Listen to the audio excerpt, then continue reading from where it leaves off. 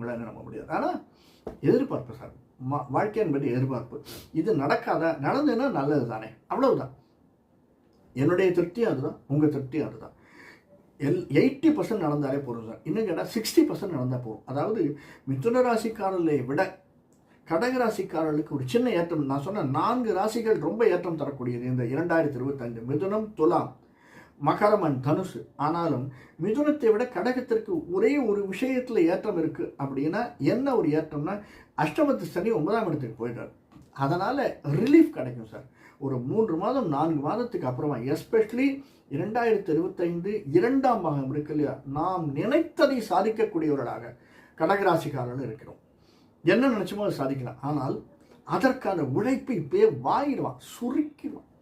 நம்மளை ராகுவும் சனியும் குருவும் சேர்ந்து நம்மளை பிழிஞ்சு எடுத்துருவாங்க சார். உழைப்பிலே நம்மை கசைக்கு பிழிந்து விடுவார்கள். அதற்கு நம்ம ரெடியாக இருக்கோம்.